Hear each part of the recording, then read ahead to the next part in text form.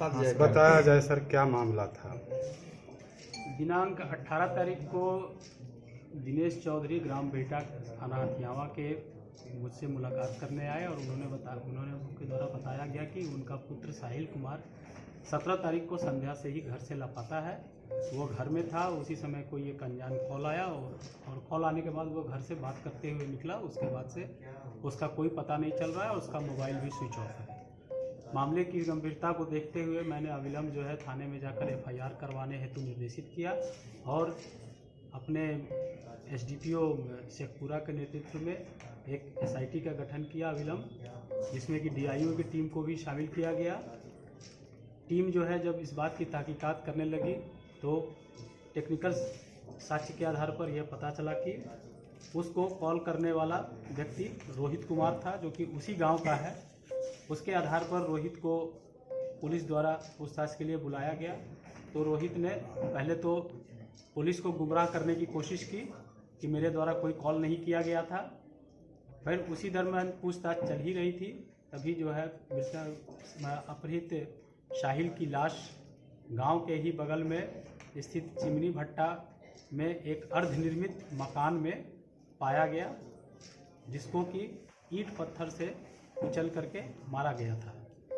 जब लाश पाया गया उसके बाद फिर पुनः जब पूछताछ की गई तो उन साहिल ने रोहित और राहुल और पंकज के द्वारा ये बताया गया कि राहुल कुमार द्वारा बताया गया कि ये हम ही कॉल करके उसको बुलाए थे। हमें पंकज द्वारा कहा गया था कि तुम साहिल को बुला करके ले आओ।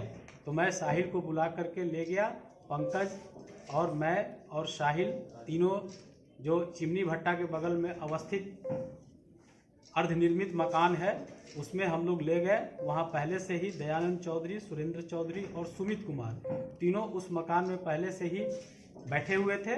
और जैसे ही साहिल उस मकान में प्रवेश किया, दयानंद चौधरी एक ईंट लेकर के उसके सर पर जोर से दे मारा, जिसके चलते जो है साहिल नीचे गिर गया। नीचे गिरने के बाद और बाकी दो अभियुक्त सुरेंद्र और सुमित तीनों मिलकर के उसको ईंट से ही कुचल करके उसकी वहीं पर हत्या कर दी है। हत्या करने के बाद उस मकान में आधा करीब 3 फीट ईंट का छल्ला लगा करके और सभी अभियुक्त वहां से भाग गए ताकि किसी को वो लाश दिखाई नहीं दे। उसके बाद जब पूछताछ की गई तो बताया गया कि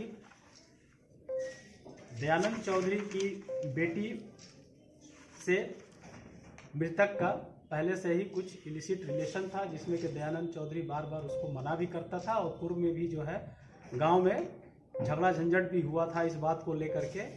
उसके अलावे एक तो वो विवाद थी, दूसरा जो है दयानंद चौधरी का भाई का एक जमीन जो है मृतक का पिता दिनेश चौधरी कुछ दिन पहले रजिस्ट्री करवा लिया था। तो दयानंद चौधरी ने धमकी भी दिया था कि तुम्हारे पास पैसा बहुत ज़्यादा हो गया है, साहिल ही जो है इस जमीन का रजिस्ट्री करवाया है, उसी की इसमें मेन भूमिका है, हम उसको किसी भी सूरत में छोड़ेंगे नहीं। ये दोनों कारण था जिसके कारण जो है इन लोगों ने मृतक का अपहरण करके और उसे सुनसान जगह पर ले जाकर के ईंट पत्थर से कुचल करके उसकी हत्या कर दी गई है।